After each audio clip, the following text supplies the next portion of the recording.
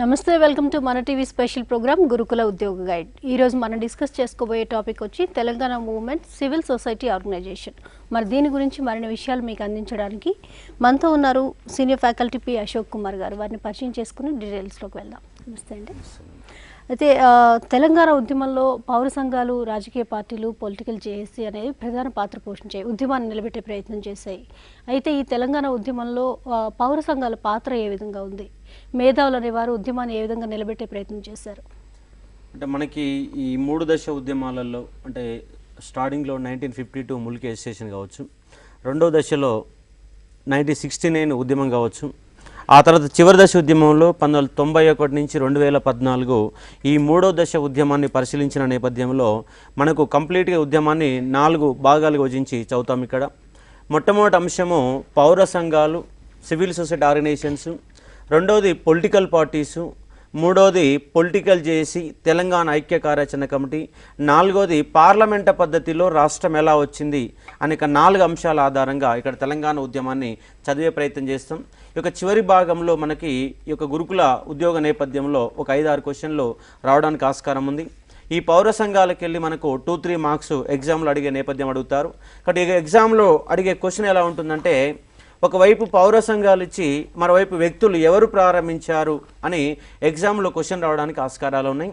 దానితో పాటు ఇక్కడ కొన్ని పత్రికలు ప్రారంభించడం జరిగింది సంస్థల్లో భాగంగా. మా తెలంగాణ పత్రిక కావచ్చు, తెలంగాణ పత్రిక కావచ్చు, జన తెలంగాణ పత్రిక కావచ్చు, ప్రసారిత అనే ఒక పత్రిక కావచ్చు, ఇలాంటి కొన్ని పత్రికల పేర్లు అడుగుతారు. అలాగే తెలంగాణ ఇన్ఫర్మేషన్ ట్రస్ట్ కానీ, విద్యావంతుల వేదిక కానీ, తెలంగాణ జనసభ, తెలంగాణ మాసభ, తెలంగాణ ఐక్య వేదిక, ఇలాంటి సంస్థల యొక్క నేపథ్యాలు, తెలంగాణ ధూమ్ధామ్ యొక్క నేపథ్యాలు, అదేవిధంగా 97లో జరిగినటువంటి భువనగిరి, సూర్యాపేట, వరంగల్లు లాంటి సభల యొక్క నేపథ్యాలని ఇక్కడ మనం చర్చించుకు ప్రయత్నం చేస్తాం.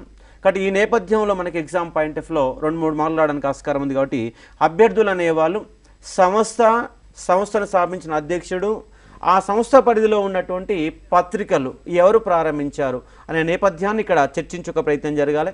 కాబట్టి ఇక్కడ గురుకులాలలో ఒక బేసిక్ విధానాలపైన క్వశ్చన్లు అడుగుతారు, పెద్దగా ఇండెప్త్ రావడానికి అవకాశం లేదు. కానీ కొన్ని అంశాలను మాత్రం చాలా జాగ్రత్తగా పరిశీలిస్తే అభ్యర్థులు అనేవాళ్ళు తెలంగాణ మూమెంట్లో 100కు 100% మార్కులు సాధించడానికి అవకాశం ఉంది. టోటల్గా జిఎస్లో అందరికీ అవగాహన అయ్యే ఒక సబ్జెక్టు, అంటే ఆర్ట్స్ సైన్స్ ఎలాంటి ఇబ్బంది లేకుండా అందరికీ మ్యాథ్స్ బ్యాక్గ్రౌండ్ వాళ్ళు కూడా చేయగలిగినట్టు ఒక క్వశ్చన్ నేపథ్యం ఏంటంటే, తెలంగాణ మూమెంట్ని అందరూ చేయగలుగుతారు. కొన్ని సబ్జెక్టులు ఇంగ్లీష్ కానీ, కొంత ఆర్థమెటిక్ రీజనింగ్ కానీ కొంత ఇబ్బంది పడవచ్చు. కానీ తెలంగాణ మూమెంటు అందరి విద్యార్థులకు అనుకూలంగా ఉండే సబ్జెక్టు కాబట్టి దీనిపైన విద్యార్థులు అనేవాళ్ళు ఒక ప్రాథమిక అంశాలపైన అవగాహన తెచ్చుకోగలిగితే మనం ఎగ్జామ్స్లో ఎక్కువ మార్క్స్ స్కోర్ చేస్తాం. కాబట్టి ఇక్కడ మనము చివరి దశ ఉద్యమం అనేది మనకు సిలబస్లో 1991 నుంచి చెప్పే ప్రయత్నం చేశారు. కానీ మనకు ఈ యొక్క పౌర సంఘాలు అనేవి చివరి దశ ఉద్యమం అనేది 80వ దశకంలోనే మొదలు కావడం జరిగింది. 1969లో జై తెలంగాణ ఉద్యమం కొనసాగి అది 72 నాటికి ఆగిపోయిన నేపథ్యాలు కనిపిస్తాయి. మళ్ళీ 72, 73లో ఆగిపోయిన తెలంగాణ ఉద్యమాన్ని మళ్ళీ మేధావులు అనేవాళ్ళు, న్యాయవాదులు అనేవాళ్ళు, అంటే మేధావులు అనేవాళ్ళు ప్రముఖ పాత్ర పోషించి తెలంగాణ ఉద్యమ నిర్మాణాన్ని నిర్మించే ఒక ప్రయత్నం చేశారు. అంటే తెలంగాణ ఉద్యమంలో ఒక రోడ్వేని, ఒక రన్వేని, ఒక ఇల్లుకు హౌజు కావాల్సిన ఒక బునాది నిర్మించిన వాళ్ళు ఎవరంటే పౌర సంఘాలు. ఆ రోడ్వే పైన తెలంగాణ ఉద్యమాన్ని ముందు తీసుకుపోయిన వాళ్ళు ఎవరంటే రాజకీయ పార్టీలు, ముఖ్యంగా టీఆర్ఎస్ అనే పార్టీ. టీఆర్ఎస్ అనే పార్టీ 2009 ప్రకటనని తీసుకురాగలిగింది. కానీ వచ్చిన ప్రకటన వెనుకపోయిన నేపథ్యంలో చివరి దశ ఉద్యమాన్ని భుజస్కంధాలపై వేసుకున్న వాళ్ళు ఎవరంటే పొలిటికల్ జేఏసీ వాళ్ళు వేసుకోవడం జరిగింది. కాబట్టి ఇక్కడ మనం ఈ 3 దశ ఉద్యమాల నేపథ్యాలను మనం అంచనా వేసుకోవచ్చు. కాబట్టి ఈ పౌర సంఘాలు, సివిల్ సొసైటీ ఆర్గనైజేషన్స్, అదేవిధంగా political parties and political JAC, ఈ 3 నేపథ్యాలని సిలబస్ నేపథ్యంలో అవగాహన చేసుకోవాలి, డివైడ్ చేయాలి సిలబస్ని. కాబట్టి సివిల్ సొసైటీ ఆర్గనైజేషన్, పౌర సంఘాలు, political parties and political JAC కార్యక్రమాలు, ఈ 3 నేపథ్యాలు డివైడ్ చేసుకున్నప్పుడు మనకు ఒక 6-7 మార్కులు రావడానికి అవకాశం ఉంది. కాబట్టి అభ్యర్థులు అనేవాళ్ళు ఈ అంశం మీద దృష్టి సారించాలి. మనకు ఈ చివరి దశ ఉద్యమంలో మొట్టమొదటిసారిగా కనిపించే ఒక సంఘటన ఏమిటంటే ఒక సంఘటన ఏమిటంటే Himayat Nagar by election. Himayat Nagar by election హైదరాబాదులో ఉన్న హిమాయత్ నగర్ బై ఎలక్షన్ సంబంధించి తెలంగాణ వాదాన్ని బలోపేతం చేసే ఒక ప్రయత్నం జరిగింది. అంటే ఒక బై ఎలక్షన్ ఉపయోగించుకొని తెలంగాణ వాదులు తెలంగాణ వాదాన్ని నిర్మించే ప్రయత్నం చేశారు. అది ఎలా జరిగిందంటే తెలుగుదేశం పార్టీ, టీడీపీ అనే పార్టీ మొట్టమొదటిసారిగా ఒక ఆంధ్ర వ్యక్తుల చేత ప్రారంభించబడిన పార్టీ టీడీపీ పార్టీ. ఆ టీడీపీ పార్టీ తెలంగాణలో పాగా వేయడమే కాకుండా ఆంధ్ర వ్యక్తుల చేత తెలంగాణలో పోటీ చేయించే ప్రయత్నం చేసింది. ఉదాహరణకు నిజామాబాద్లో కానీ, ఒక సనత్ నగర్లో కానీ, ఒక హిమాయత్ నగర్లో కానీ, నిజామాబాద్ జిల్లా డిచ్పల్లిలో కానీ సీమాంధ్ర వ్యక్తులు తెలంగాణకి వెళ్ళి పోటీ చేశారు. అంటే ఒక సీమాంధ్ర తెలంగాణలో అభ్యర్థులు అనేవాళ్ళే లేనట్టుగా సీమాంధ్ర వ్యక్తులు అనేవాళ్ళు వచ్చి తెలంగాణలో పోటీ చేయడాన్ని తెలంగాణ వాదులు జీర్ణించుకోలేకపోయారు. ఇక్కడ హిమాయత్ నగర్లో కూడా సేమ్ అదే జరిగింది. హిమాయత్ నగర్లో 1982లో టీడీపీ పార్టీ ఏర్పడిన సందర్భంగా 1982 మార్చి 29వ తారీఖు నాడు తెలుగుదేశం పార్టీ ఏర్పడింది. ఆ ఏర్పడిన నేపథ్యంలో 9 నెలల్లోని ఎన్నికలు జరిగినాయి. ఆ ఎన్నికలలో హిమాయత్ నగర్ ఉప ఎన్నికల్లో టీడీపీ ఎమ్మెల్యే నారాయణ గౌడ్ గెలిచాడు. టీడీపీ ఎమ్మెల్యే నారాయణ గౌడ్ గెలవడం జరిగింది. కానీ నారాయణ గౌడ్ ఎన్నికల ఫలితాలు వచ్చిన రోజే గుండెపోటుతో మరణించాడు. అలా మరణించిన నేపథ్యంలో హిమాయత్ నగర్ అనే దానికి 6 నెలల్లోగానే ఉప ఎన్నికలు వచ్చాయి. మరి 6 నెలల్లోనే ఉప ఎన్నికలు వచ్చినప్పుడు ఇక్కడ తెలంగాణ వాదులు పోటీ చేయకుండా సీమాంధ్రుల వ్యక్తుల చేత పోటీ చేయించక ప్రయత్నం అనేది జరిగింది. పర్వతనేని ఉపేంద్ర, టీడీపీ పార్టీకి వెన్నుముకగా నిలిచిన వ్యక్తి పర్వతనేని ఉపేంద్ర హిమాయత్ నగర్ ఉప ఎన్నికలలో ఒక ఆంధ్ర వ్యక్తి తెలంగాణకి వెళ్ళి పోటీ చేసే ప్రయత్నం చేశాడు. కాబట్టి తెలంగాణలో ఒక సీమాంధ్ర వ్యక్తి పోటీ చేయడాన్ని జీర్ణించుకోలేని తెలంగాణ వాదులు తెలంగాణ వ్యక్తిని గెలిపించాలని ఇంటింటికి తిరిగి ప్రచారం నిర్వహించి తెలంగాణ వ్యక్తిని గెలిపించారు. పర్వతనేని ఉపేంద్రకు వ్యతిరేకంగా పోటీ చేసినటువంటి బీజేపీ నాయకుడు ఆర్య సమాజవాది ఆర్ఎస్ఎస్ వాదిగా ఉన్నటువంటి ఆల నరేంద్ర, టైగర్ నరేంద్రగా పిలువనట్టుగా ఆల నరేంద్ర హిమాయత్ నగర్ ఎన్నికలలో పోటీ చేసినప్పుడు ఆయన పార్టీలతో సంబంధం లేకుండా తెలంగాణ వాదులు అనేవాళ్ళు తెలంగాణ వ్యక్తిని గెలిపించాలని ఇంటింటికి తిరిగి ప్రచారం చేశారు. అలా ప్రచారం చేసే సందర్భంగా ఒక తెలంగాణ వ్యక్తి ఆల నరేంద్ర గెలుపొందడం జరిగింది. మరి ఆల నరేంద్రని గెలిపించడానికి ప్రయత్నం చేసినటువంటి తెలంగాణ వాదులు ఎవరు అంటే 69 ఉద్యమ కాలంలో పాల్గొన్నటువంటి ఈవి పద్మనాభన్ యొక్క కార్పొరేటరు. ఆయన ఈవి పద్మనాభన్ నడిపిన పత్రిక ఫ్లాష్ అండ్ ఫెలోమెన్. ఇక్కడ మీకు ఒక 7-8 పత్రికల పేర్లు ఇక్కడ చెప్పడం జరుగుతుంది. ఇక్కడ ఆ పత్రికలను అభ్యర్థులు అనేవాళ్ళు చాలా చాలా గుర్తుపెట్టుకోవాలి. కాబట్టి హిమాయత్ నగర్ ఉప ఎన్నికలలో తెలంగాణ తరపున బాగా ప్రచారం చేసిన వ్యక్తి ఈవి పద్మనాభన్ నడిపిన పత్రిక ఫ్లాష్ అండ్ ఫెలోమెన్ అనే ఒక పత్రికని నడపడం జరిగింది. అదేవిధంగా జర్నలిస్టు ప్రతాప్ కిషోర్, సంతపూరి రాఘవరావు అనే జర్నలిస్టులు అనేవాళ్ళు, అలాగే సంతపూరి రాఘవ్ అనే న్యాయవాది, జర్నలిస్టు ప్రతాప్ కిషోర్, ఈవి పద్మనాభన్ ముఖ్య నాయకుల ఆధ్వర్యంలో ప్రచారం నిర్వహించి ఒక తెలంగాణ వ్యక్తిని గెలిపించి ఆంధ్ర వ్యక్తి అయినటువంటి పర్వతనేని ఉపేంద్రని ఓడించడం అనేది జరిగింది. ఇక్కడ అభ్యర్థులు అనేవాళ్ళు ఒక ఆంధ్రవాదానికి వ్యతిరేకంగా తెలంగాణ వాదాన్ని గెలిపించడానికి ప్రయత్నం చేసిన వాళ్ళు మేధావులు. మరి మేధావులు అంటే ఎవరిని మనం భావించాలి అంటే మేధావులు అనే వాళ్ళు ఎవరంటే 3 వర్గాల వారు ప్రముఖ పాత్ర పోషించారు తెలంగాణ ఉద్యమంలో. నెంబర్ 1 ఉస్మాన్ యూనివర్సిటీలో ప్రొఫెసర్లు, నెంబర్ 2 న్యాయవాదులు, నెంబర్ 3 జర్నలిస్టులు. కాబట్టి తెలంగాణ ఉద్యమంలో మేధావులనే ఒక రంగంలో ప్రముఖ పాత్ర పోషించిన వాళ్ళు, మేధావులుగా పిలవబడ్డ వాళ్ళు, ఈ 3 రంగాల వాళ్ళు తెలంగాణ ఉద్యమాన్ని నిర్మించే ప్రయత్నం చేశారు.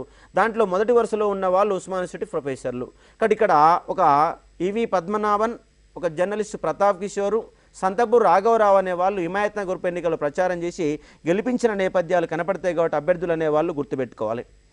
ఇలా హిమాయత్ నగర్ ఉప ఎన్నికల్లో గెలుపొందిన నేపథ్యంలో అదే ఉత్సాహంతో తెలంగాణ వాదులందరూ స్థాపించినట్టు ఒక సంస్థ Telangana democratic front, TDF, Telangana democratic front అనే దాన్ని ఏర్పాటు చేశారు. తెలంగాణ డెమోక్రటిక్ ఫ్రంట్ అనే దాన్ని ఏర్పాటు చేయడం జరిగింది.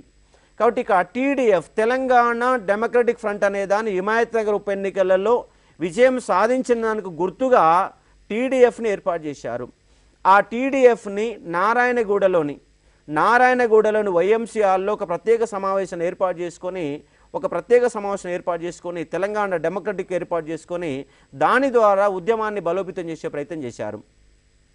దానికి Telangana TDF Telangana democratic front అనే దానికి ఒక కన్వీనర్గా ఎన్నుకోబడిన వ్యక్తి సత్యనారాయణ అనే ఒక జర్నలిస్టు.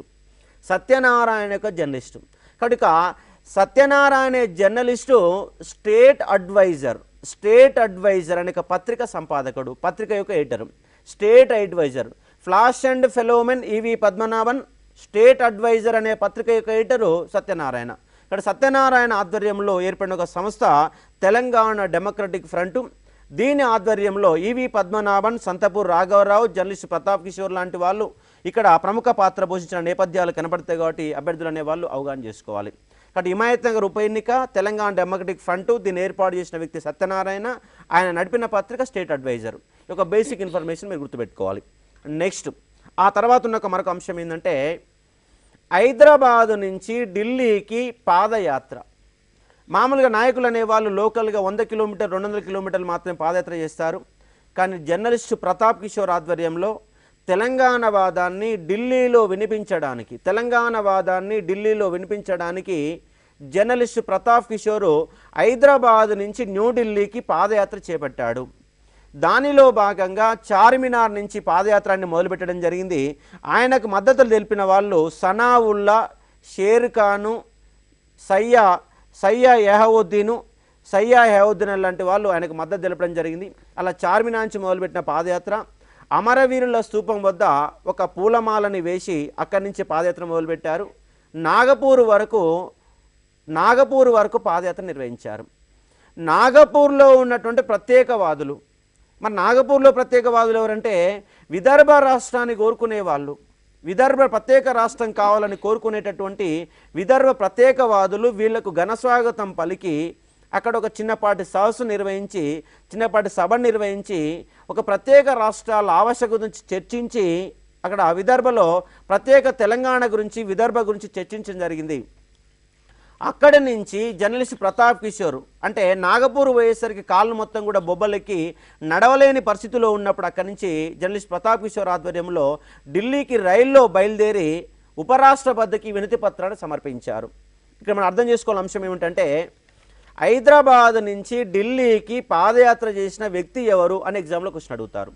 కాబట్టి జర్నలిస్ట్ ప్రతాప్ కిషోర్ అని మీరు గుర్తుపెట్టుకోండి. ఆ జర్నలిస్ట్ ప్రతాప్ కిషోర్ 69 ఉద్యమంలో ప్రముఖ పాత్ర పోషించి ఒక ఆంధ్రభూమి పత్రికలో జర్నలిస్టుగా పనిచేసిన వ్యక్తి జర్నలిస్ట్ ప్రతాప్ కిషోర్. కాబట్టి హైదరాబాద్ నుంచి ఢిల్లీకి ఒక పాదయాత్ర నిర్వహించి దాని ద్వారా తెలంగాణని ఢిల్లీలో వినిపించే ఒక ప్రయత్నం చేశాడు. కాబట్టి ఒక అంశాన్ని అభ్యర్థులు అనేవాళ్ళు గుర్తుపెట్టుకోవాలి. అలాగే మరొక అంశం ఏమిటంటే వెలిచాల జగపతిరావు యొక్క నివేదిక.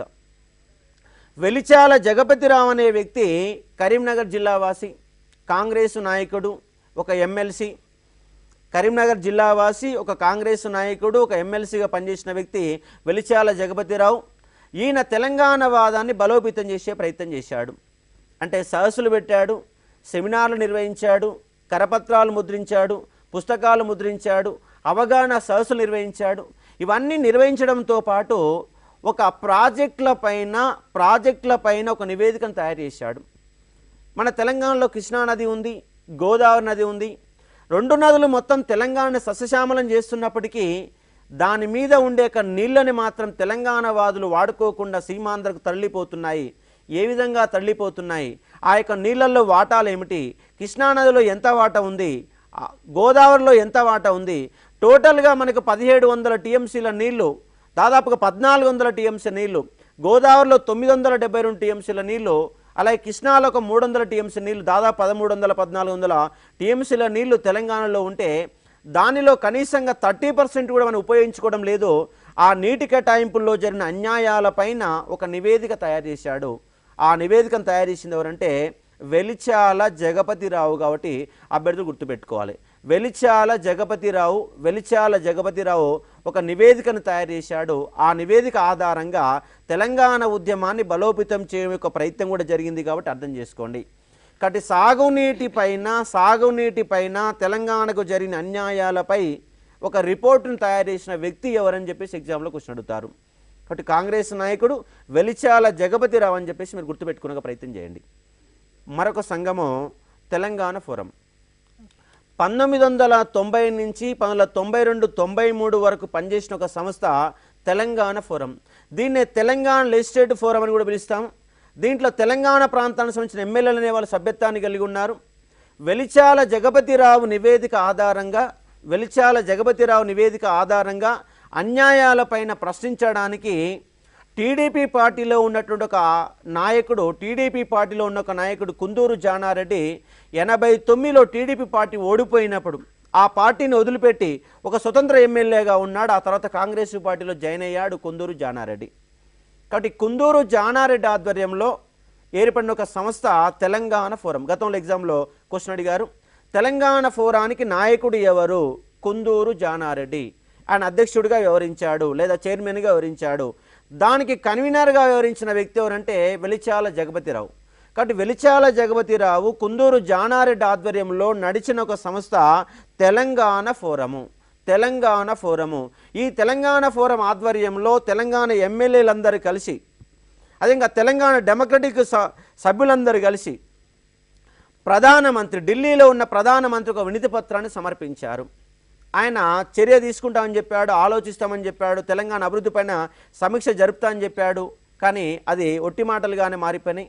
అప్పుడు 92 మధ్య దేశ ప్రధాని ఎవరంటే మన యొక్క పివి నరసింహరావు ఉన్నాడు. కాబట్టి పివి నరసింహరావుకి ఒక వినతి పత్రాన్ని అందజేసి తెలంగాణ వాడు కాబట్టి, తెలంగాణ వ్యక్తి కాబట్టి ఆ తెలంగాణ వ్యక్తి తెలంగాణ సమస్యను పరిష్కరించాలని చెప్పేసి పివి నరసింహరావుకు వినతి పత్రం సమర్పించారు. ఆ తర్వాత అదే సమస్య పైన ఆంధ్రప్రదేశ్ అసెంబ్లీలో చర్చ పెట్టడం జరిగింది. ఆ సమయంలో తెలంగాణ అంటే ఆంధ్రప్రదేశ్ ముఖ్యమంత్రిగా ఉన్న వ్యక్తి ఎవరంటే నెదురుమల్లి జనార్దన్ రెడ్డి ఉన్నాడు. 90 నుంచి 92 వరకు ముఖ్యమంత్రిగా పనిచేసిన వ్యక్తి నెదురుమల్లి జనార్దన్ రెడ్డి. 89 నుంచి 94 మధ్య 5 సంవత్సరాల పాటు ఆంధ్రప్రదేశ్ రాష్ట్రాన్ని పరిపాలించిన ఒక పార్టీ కాంగ్రెస్ పార్టీ. ఈ 5 సంవత్సరాల కాలంలో 3 ముఖ్యమంత్రులు మారారు. మొట్టమొదటిసారిగా మర్రి చెన్నారెడ్డి వచ్చాడు, ఆ తర్వాత నెదురుమల్లి జనార్దన్ రెడ్డి వచ్చాడు, ఆ తర్వాత కోట్ల విజయభాస్కర్ రెడ్డి వచ్చారు. ఈ 3 ముఖ్యమంత్రులు ఉన్నారు. కాబట్టి 89 నుంచి 90 వరకు మర్రి చెన్నారెడ్డి, 90 నుంచి 92 వరకు నెదురుమల్లి జనార్దన్ రెడ్డి, 92 నుంచి 94 వరకు ఉన్నటువంటి ముఖ్యమంత్రి కోట్ల విజయభాస్కర్ రెడ్డి. కాబట్టి 90 నుంచి 92 మధ్య ఉన్నటువంటి నెదురుమల్లి జనార్దన్ రెడ్డిని వినతి పత్రాలు ఇచ్చిన నేపథ్యంలో అసెంబ్లీలో 3-4 రోజుల పాటు చర్చ పెట్టారు. తెలంగాణకు జరుగుతున్న అన్యాయాలపైన చర్చ పెట్టారు. ఆ సందర్భంగా నెదురుమల్లి జనార్దన్ రెడ్డి హామీ ఇచ్చాడు తెలంగాణ ప్రాంతాన్ని అభివృద్ధి చేస్తానని. కానీ హామీ ఇచ్చినటువంటి కొద్ది రోజుల్లోనే నెదురుమల్లి జనార్దన్ రెడ్డి సీటు మాయమైపోయింది. ఆయన స్థానంలో కోట్ల విజయభాస్కర్ రెడ్డి కొత్త ముఖ్యమంత్రిగా వచ్చాడు. హామీ ఇచ్చిన ముఖ్యమంత్రి కనిపించలేదు, ఆయన పదవి వెళ్ళిపోయింది. కొత్త ముఖ్యమంత్రి వచ్చాడు, మళ్ళీ తెలంగాణ సమస్య మళ్ళీ కొత్తగా తయారైంది. అలాంటి నేపథ్యంలో కోట్ల విజయభాస్కర్ రెడ్డి కుందూరు జానారెడ్డిని ప్రభుత్వంలోకి ఆహ్వానించాడు. ఆ నేపథ్యంలో కుందూరు జానారెడ్డి కాంగ్రెస్ పార్టీలో అంతకుముందు ఆయన 83 నుంచి 89 వరకు ఏ పార్టీలో ఉన్నంటే టీడీపీ పార్టీలో ఉన్నాడు. 89లో టీడీపీ పార్టీ ఓడిపోయిన కాంగ్రెస్లోకి రావడం జరిగింది. కాబట్టి 92లో కుందూరు జానారెడ్డి కాంగ్రెస్ పార్టీలో వ్యవసాయ శాఖ మంత్రిగా ఆయన జాయిన్ అయిన కారణంగా తెలంగాణ ఫోరాన్ని నడి రోడ్డు మీద వదిలిపెట్టి వెళ్ళిపోయాడు కుందూరు జానారెడ్డి.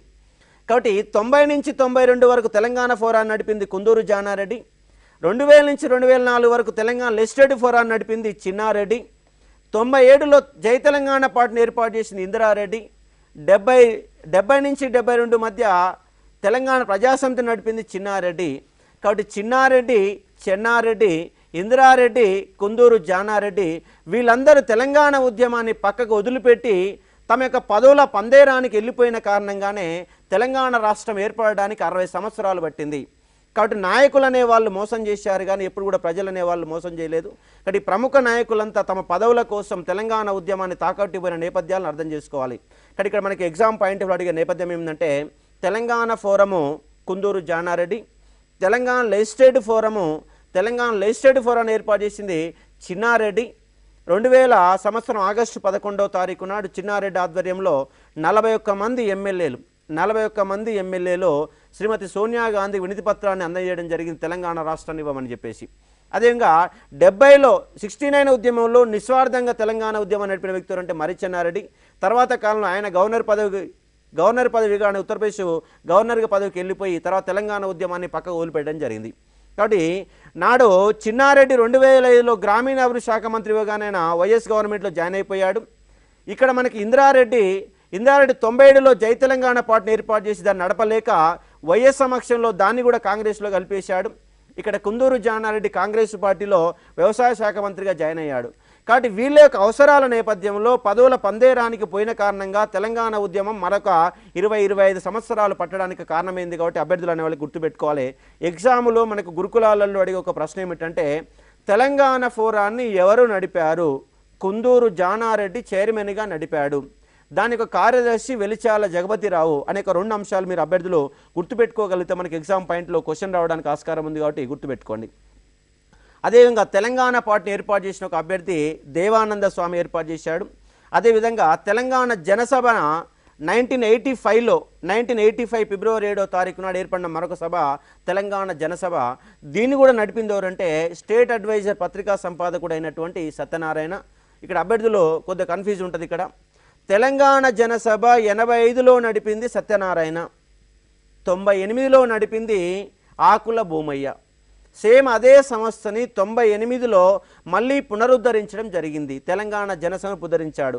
కాబట్టి ఎగ్జామ్లో అభ్యర్థులు అనేవాళ్ళు తెలంగాణ జనసభ సత్యనారాయణ ఇచ్చినా కూడా కరెక్ట్ ఆన్సర్ అవుతుంది, ఆకుల భూమయ్య ఇచ్చినా కూడా కరెక్ట్ అవుతుంది. ఈ తెలంగాణ జనసభ ఆధ్వర్యంలో నా జన తెలంగాణ అనే పత్రిక నడిపింది ఎవరంటే ఆకుల భూమయ్య. జన తెలంగాణ అనే పత్రిక నడిపింది ఎవరంటే ఆకుల భూమయ్య. కాబట్టి ఇప్పటికి మీకు 3 పత్రికల పేరు చెప్పాము. ఒకటి ప్లాస్ అండ్ ఫెలోమెను, స్టేట్ అడ్వైజరు, మరొక పత్రిక నా జన తెలంగాణ. 3 అంశాలు గుర్తుపెట్టుకోవాలి. తెలంగాణ జనసభని ప్రారంభించిన వాళ్ళని అభ్యర్థులు అనేవాళ్ళు గుర్తుపెట్టుకునే ఒక ప్రయత్నం చేయండి. అలాగే మరొక ముఖ్యమైన సంస్థ ఓఈ ఫోరం ఫర్ తెలంగాణ. మరొక ముఖ్యమైన సంస్థ ఓఈ forum for Telangana. Professor Lakshman ఆధ్వర్యంలో Osmania university philosophy head of the డిపార్ట్మెంట్గా పనిచేసినటువంటి ప్రొఫెసర్ లక్ష్మణ్ ఆధ్వర్యంలో 1987లో ఏర్పడిన ఒక సంస్థ, మేధావుల సంస్థ ఓఈ ఫోరం ఫర్ తెలంగాణ సంస్థ ఏర్పడింది. కాబట్టి 87లో ఏర్పడింది. దీని ఆధ్వర్యంలో 1948 సెప్టెంబర్ 17ని ఒక విముక్తి దినంగా జరుపుకున్నారు. తెలంగాణ కోసం సభలు సమావేశాలు నిర్వహించి తెలంగాణ ఉద్యమాన్ని బలోపేతం చేయడానికి ప్రయత్నం చేసిన ఒక సంస్థ ఏమిటంటే ఓఈ ఫోరం ఫర్ తెలంగాణ. దీని ఆధ్వర్యంలో జనవరి 1వ తారీఖు నాడు తెలంగాణ మ్యాప్తో కూడినటువంటి ఒక గ్రీటింగ్స్ని ప్రజలకు అందజేసే ఒక ప్రయత్నం చేసింది. కాబట్టి అంశాన్ని కూడా అభ్యర్థులు అనేవాళ్ళు గుర్తుపెట్టుకోవచ్చు. కాబట్టి ఇవన్నీ ముఖ్య అంశాలు గుర్తుపెట్టుకోవాలి. అదేవిధంగా మరొక ముఖ్యమైన సంస్థ ఏంటంటే తెలంగాణ ప్రజాసమితి పునర్నిర్మించడం జరిగింది. మళ్ళీ దాన్ని పునర్నిర్మించే ప్రయత్నం చేసిన వాళ్ళు ఎవరని చెప్పేసి ఎగ్జామ్లో క్వశ్చన్ అడుగుతారు. తెలంగాణ ప్రజాసమితి 69 ఉద్యమ కాలంలో తెలంగాణ ప్రజాసమితిని ప్రారంభించింది అనంతల మదన్మోహనం. దాన్ని 69 ఉద్యమ కాలంలో అధ్యక్ష బాధ్యత స్వీకరించి దాన్ని నడిపింది మరి చెన్నారెడ్డి. దాన్ని 71 సెప్టెంబర్ 18వ తారీఖు నాడు కాంగ్రెస్ పార్టీలో మరి చెన్నారెడ్డి విలీనం చేశాడు. ఆ విలీనమైనటువంటి తెలంగాణ ప్రజాసమితిని 1987లో మళ్ళీ తిరిగి పునర్ప్రారంభించిన వ్యక్తి, రివైవ్ చేసిన ఒక వ్యక్తి ఎవరంటే తెలంగాణ గాంధీగా పిలువబడినటువంటి భూపతి కృష్ణమూర్తి. కాబట్టి ఎగ్జామ్లో క్వశ్చన్ అడుగుతారు, తెలంగాణ గాంధీ ఎవరు? వరంగల్ జిల్లాకు సంబంధించిన ఒక స్వాతంత్ర సమరయోధుడు, తెలంగాణవాది భూపతి కృష్ణమూర్తి ఆధ్వర్యంలో తెలంగాణ ప్రజాసమితిని మళ్ళీ పునర్నిర్మించారు 1987లో. దీన్ని నిర్మించడానికి సహకరించిన వ్యక్తి జర్నలిస్టు ప్రతాప్ కిషోరు. ఢిల్లీకి పోయొచ్చిన తర్వాత తెలంగాణ ఉద్యమాన్ని బలోపేతం చేసే నేపథ్యంలో దాన్ని ఏర్పాటు చేసిన వ్యక్తి ఎవరంటే మన యొక్క జర్నలిస్టు ప్రతాప్ కిషోర్. కాబట్టి భూపతి కృష్ణమూర్తి తెలంగాణ గాంధీ బిరుదు కలిగి ఉన్నాడు. 87లో ఇది ఏర్పాటు కావడం జరిగింది. దీని ఆధ్వర్యంలో 87 నుంచి 2000 సంవత్సరం వరకు ప్రతి నవంబర్ 1కి ఒక బ్లాక్ డేగా నిర్వహించి తెలంగాణ ఉద్యమం పైన సదస్సులు సమావేశాలు నిర్వహించిన ఒక సంస్థ ఏమిటంటే తెలంగాణ ప్రజాసమితి, కొత్తగా ప్రారంభమైన తెలంగాణ ప్రజాసమితి. ఇవన్నీ కొన్ని సంస్థలు. కాబట్టి ఆ సంస్థలను అభ్యర్థులు గుర్తుపెట్టుకున్న ప్రయత్నం చేయాలి. Okay, so Telangana information trust ఉద్యమపరంగా ఎలాంటి పాత్ర పోషించే ప్రయత్నం చేసింది, అలాగే రాజకీయ పార్టీలోని ఏ విధంగా ప్రభావితం చేసింది? అంటే మనకు ఈ యొక్క పేరులోనే ఉంది తెలంగాణ ఇన్ఫర్మేషన్ ట్రస్ట్. ఇన్ఫర్మేషన్ అంటే తెలంగాణకు సంబంధించిన ఇన్ఫర్మేషన్ మొత్తం కూడా సేకరించడం దీని యొక్క ప్రధాన ఉద్దేశం. తెలంగాణ ఇన్ఫర్మేషన్ ట్రస్ట్ అనేది 1987లో ప్రారంభమైనది. దీన్ని ప్రారంభించిన వ్యక్తి ఎవరంటే కోహేడ ప్రభాకర్, లేదా తెలంగాణ ప్రభాకర్ అంటారు, లేదా నాట్యకళ ప్రభాకర్ అంటారు. తెలంగాణ ఇన్ఫర్మేషన్ ట్రస్టు కోహేడ ప్రభాకరు, లేదా నాట్యకళ ప్రభాకరు, లేదా తెలంగాణ ప్రభాకరు. ఈయన నాట్యకళ అనే ఒక ప్రెస్ నడిపాడు కాబట్టి ఈయన నాట్యకళ ప్రభాకర్గా పిలవడం అనేది జరిగింది. కాబట్టి ఈయన ఆధ్వర్యంలో ఏర్పాటు కావడం జరిగింది. ఈ యొక్క సంస్థను నడపడం కోసం ప్రయత్నం చేసిన వాళ్ళు మేధావులు అనే వాళ్ళు చాలా కృషి చేశారు. దీంట్లో ప్రొఫెసర్ జయశంకర్ పనిచేశాడు, అదేవిధంగా ప్రొఫెసర్ కేశవరావు జాదవ్ పనిచేశాడు, ప్రొఫెసర్ హరినాథ్ పనిచేశాడు, తోట ఆనందరావు పనిచేశాడు. ప్రొఫెసర్ జయశంకర్ సార్కి ఒక గురువు లాంటి వ్యక్తి ఎవరంటే తోట ఆనందరావు, అలాగే ఈవి పద్మనాభన్, అలాగే నందిని సిద్ధారెడ్డి, పాశం యాదగిరి, జస్టిస్ కొండా మాధవరెడ్డి, కేవి రంగారెడ్డి యొక్క కుమారుడు కొండా మాధవరెడ్డి, ఇలాంటి మేధావులంతా తెలంగాణ ఇన్ఫర్మేషన్ ట్రస్ట్లో భాగస్వాములై దానికి సంబంధించిన వ్యాసాలు రాసి, పుస్తకాలలో వ్యాసాలు రాసి, కరపత్రాలు ముద్రించి తెలంగాణ ఉద్యమాన్ని బలోపేతం చేసే ఒక సంస్థ తెలంగాణ ఇన్ఫర్మేషన్ ట్రస్ట్. దీని మొట్టమొదటి పేరు తెలంగాణ ఇన్ఫర్మేషన్ సెంటర్ కాస్త ట్రస్టుగా మారింది. ఆ ట్రస్ట్ ఆధ్వర్యంలో చాలా పుస్తకాలు ముద్రించారు. ముఖ్యంగా కరపత్రాలు చిన్న చిన్న బుక్లెట్ రూపంలో ముద్రించారు. ఆ పుస్తకాలు ఏమిటంటే పెద్ద మనుషుల ఒప్పందం పైన పుస్తకాలు ముద్రించింది, జీవో నెంబర్ 36 పైన పుస్తకాలు ముద్రించింది, అదేవిధంగా 610 జీవో పైన కూడా పుస్తకాలు ముద్రించే ఒక ప్రయత్నం చేసింది. ఇవన్నీ అంశాలపైన ఏర్పడిన ఒక సంస్థ తెలంగాణ ఇన్ఫర్మేషన్ ట్రస్ట్ అనేది తెలంగాణ సంబంధించినటువంటి సమస్యలపైన చర్చించే ప్రయత్నం చేసింది. అదేవిధంగా ఈ తెలంగాణ ఇన్ఫర్మేషన్ ట్రస్ట్ అనేది 1989లో మహబూబ్నగర్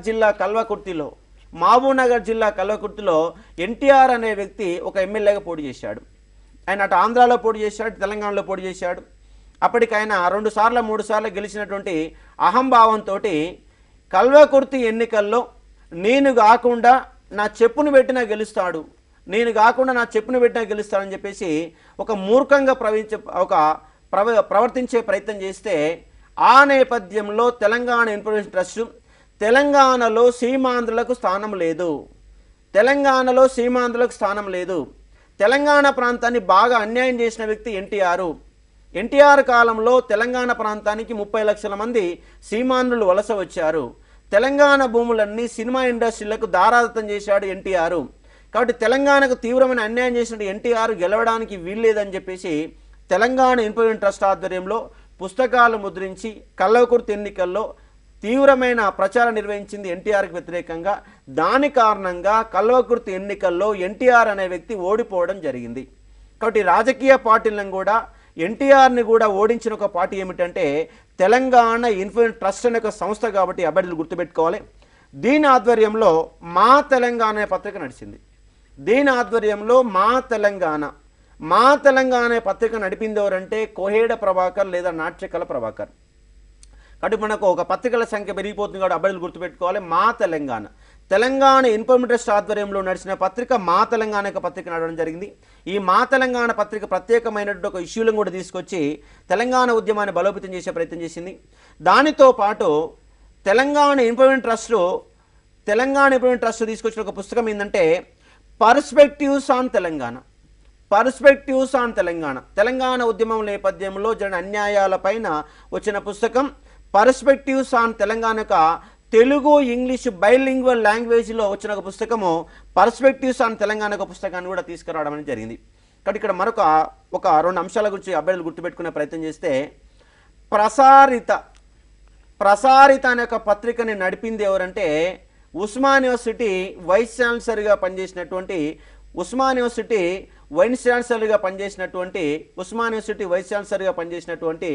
ఒక వ్యక్తి ఎవరంటే ప్రొఫెసర్ రామరెడ్డి. ఇవాళ డిస్టెన్స్ ఎడ్యుకేషన్ ఆయన పేరు మీద కొనసాగుతుంది. ఆయన నడిపిన పత్రిక ప్రసారిత. కాబట్టి ప్రసారిత అనే పత్రిక పేరు మీరు అభ్యర్థులు గుర్తుపెట్టుకుని ఒక ప్రయత్నం చేయండి. కాబట్టి తెలంగాణ ఇంప్రూవ్మెంట్ ట్రస్ట్ అనేది తెలంగాణ ఉద్యమంలో ప్రముఖ పాత్ర పోషించిన సంస్థ. కాబట్టి ఇక్కడ మనకు ఒక 3 అంశాలు ఉన్నాయి. ఒకటి, ఇన్ఫర్మేషన్ ట్రస్ట్ ఎవరి ఆధ్వర్యంలో కొనసాగిందంటే కోహేడ ప్రభాకర్, లేదా నాట్యకళ ప్రభాకర్, లేదా తెలంగాణ ప్రభాకర్. దాని ఆధ్వర్యంలో నడిచిన పత్రిక మా తెలంగాణ. దాని ఆధ్వర్యంలో వచ్చిన పుస్తకము perspectives on Telangana. Perspectives on Telangana ఒక పత్రిక అనేది ఒక పుస్తకం అని వచ్చింది. కాబట్టి ఈ 3 అంశాలను అభ్యర్థులు అనేవాళ్ళు గుర్తుపెట్టుకోవాలి. ఇది ఒక ఇన్ఫర్మేషన్ ట్రస్ట్ సంబంధించిన ముఖ్యమైన అంశాలు. Okay. So TLSO Telangana liberation student organisation, ఇది ఓయూ కేంద్రంగా ఉద్యమాన్ని ఎలా నిర్మించే ప్రయత్నం చేస్తుంది? మనకు తెలంగాణ ఉద్యమాన్ని మొదటి నుంచి చివరి వరకు నడిపిన వాళ్ళు ఎవరంటే స్టూడెంట్స్ అనే వాళ్ళే నడిపారు. కాబట్టి 1992లో ఏర్పడినటువంటి ఒక తెలంగాణ విద్యార్థి సంఘం Telangana liberation student organisation, Telangana liberation student organisation TLSO అనేది ఏర్పాటు కావడం జరిగింది. ఉస్మాన్ యూనివర్సిటీలో తెలంగాణ ఉద్యమాన్ని బలోపేతం చేయడానికి ప్రముఖ పాత్ర పోషించిన సంస్థ తెలంగాణ లిబరేషన్ స్టూడెంట్ ఆర్గనైజేషన్. ఎగ్జామ్లో కంపల్సరీగా బిట్టడానికి అవకాశం ఉంది. ఎందుకంటే తెలంగాణ ఉద్యమ నేపథ్యంలో చివరి దశ ఉద్యమంలో మొట్టమొదటిసారిగా ఏర్పడినటువంటి ఒక విద్యార్థి సంఘము. దీన్ని ప్రారంభించినది కోతిరెడ్డి మనోహర్ రెడ్డి, సామిడి జగన్ రెడ్డి, సుధాకర్ రెడ్డి అనేక విద్యార్థులు అనే వాళ్ళు దీన్ని నడపడం జరిగింది. కోతిరెడ్డి మనోహర్ రెడ్డి దీన్ని 1992లో దీన్ని ప్రారంభించడం జరిగింది. ఇది చాలా సమస్యలపైన పోరాటం చేసింది. ముఖ్యంగా ఉస్మాన్ యూనివర్సిటీలో 85% సీట్లు లోకల్ కోట, 15% సీట్లు ఓపెన్ కోట. 85% సీటేమో స్థానిక కోట, 15% సీట్లు ఓపెన్ కోట. కానీ ఓపెన్ కోటాని సీమాంధ్ర అధికారులు అనేవాళ్ళు నాన్ లోకల్ కోటాగా మార్చారు. అంటే కంప్లీట్గా 15% సీట్లను మొత్తం కూడా సీమాంధ్ర విద్యార్థులే కట్టబెట్టే ప్రయత్నం చేస్తే దానికి వ్యతిరేకంగా హైకోర్టులో కేసు వేసి ఉద్యమాలు నిర్వహించిన ఒక సంస్థ ఏమిటంటే TLSO. ఈ ఉద్యమం కారణంగా ఆ 15% యొక్క సీట్లని ఓపెన్ కోటా ద్వారా నింపాలని హైకోర్టు కూడా ఆదేశాలు జారీ చేసిన నేపథ్యంలో TLSO అనేది విజయం సాధించి తెలంగాణ విద్యార్థులకు ఓపెన్ కోటాలో కూడా సీట్లు వచ్చే విధంగా ప్రయత్నం చేసింది. కాబట్టి ఒక అంశాన్ని అభ్యర్థులు అనేవాళ్ళు గుర్తుపెట్టుకోవాలి. అదేవిధంగా దీనిలో ఒక సభ్యుడిగా ఉన్నటువంటి మనకు సామిడి జగన్ రెడ్డి అనే వ్యక్తి కాకతీయ అనే కలం పేరుతోని వ్యాసాలు రాశాడు. ఆ వ్యాసాల సంకలనాన్ని ఒక పుస్తక రూపంలో తీసుకొచ్చాడు. కాబట్టి కాకతీయ అనే ఒక వ్యాసాల సంకలనాన్ని తీసుకొచ్చింది ఎవరని చెప్పేసి గతంలో ఎగ్జామ్లో క్వశ్చన్ అడిగారు. SI ఎగ్జామ్లో క్వశ్చన్ రావడం జరిగింది. కాబట్టి కాకతీయ అనే ఒక కలం పేరుతోని వ్యాసాలు రాసి ఒక పుస్తకాన్ని తీసుకొచ్చిన వ్యక్తులు అంటే సామిడి జగన్ రెడ్డి. TLSOని ప్రారంభించింది ఎవరంటే కోతిరెడ్డి మనోహర్ రెడ్డి, సామిడి జగన్ రెడ్డి అంశాన్ని అభ్యర్థులు గుర్తుపెట్టుకునే ప్రయత్నం చేయాలి. దానితో పాటు తెలంగాణ సమస్యలపైన అవగాహన సదస్సులు, ధర్నాలన్నీ కూడా నిర్వహించింది. ముఖ్యంగా సంస్కృతి పైన కూడా అన్యాయాలపైన కూడా చర్చించింది.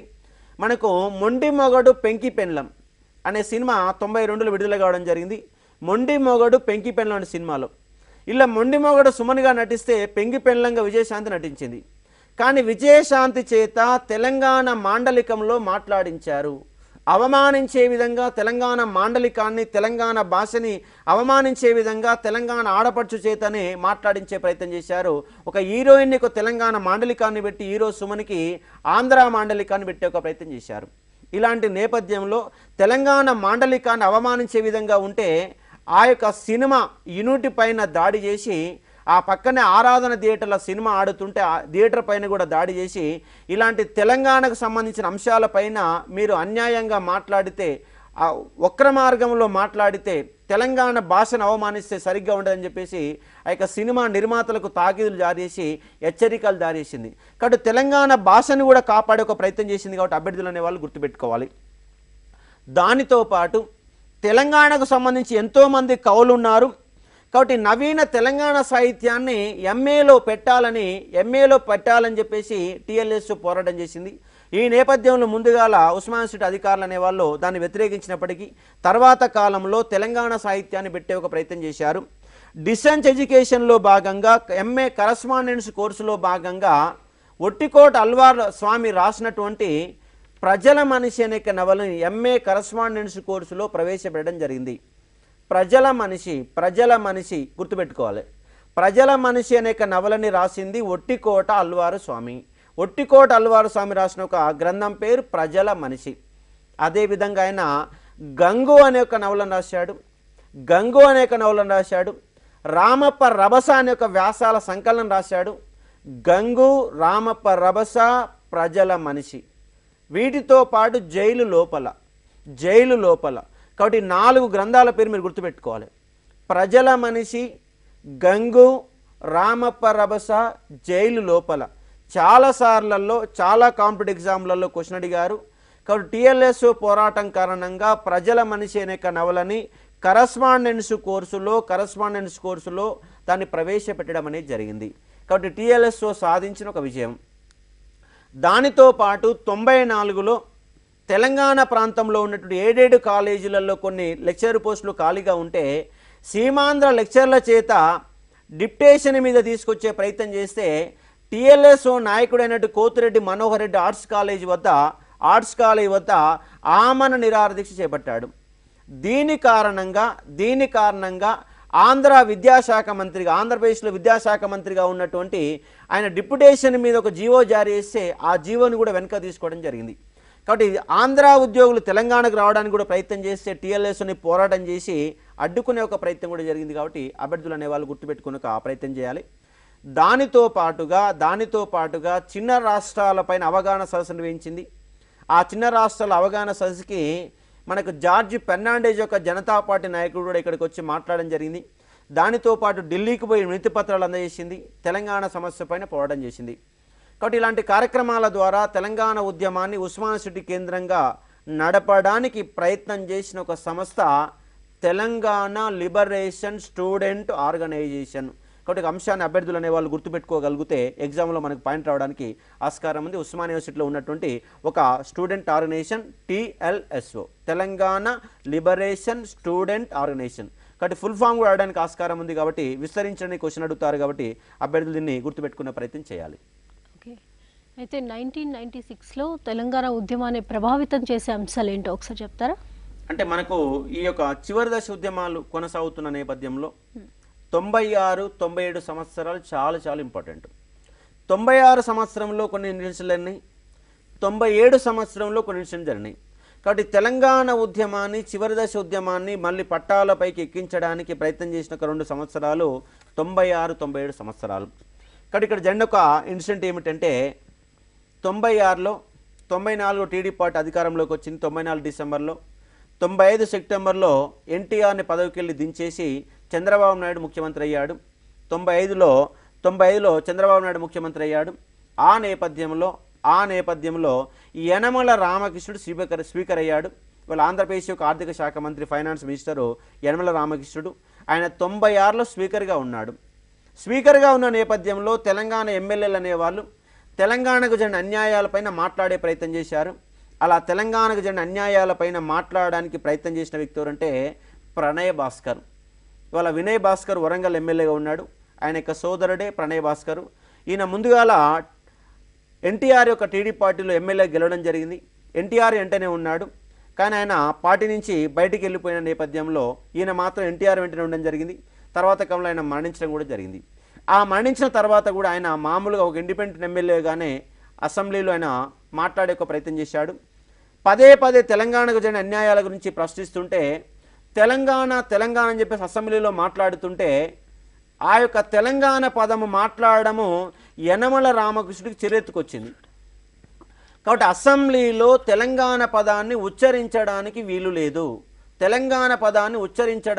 లేదని చెప్పేసి మనకు 96లో యనమల రామకృష్ణుడు దాని మీద ఒక రూలింగ్ ఇవ్వడం జరిగింది. అసెంబ్లీలో తెలంగాణ పదాన్ని ఉచ్చరించడానికి వీలు లేదు. కాబట్టి ఇలాంటి యొక్క అసెంబ్లీలో, అంటే అసెంబ్లీ ఎక్కడ ఉంది? తెలంగాణలో ఉంది. సెక్రటేరియట్ ఎక్కడ ఉంది? తెలంగాణలో ఉంది. అసెంబ్లీ నిర్మించింది ఎవరు? మన నిజాంలు నిర్మించారు.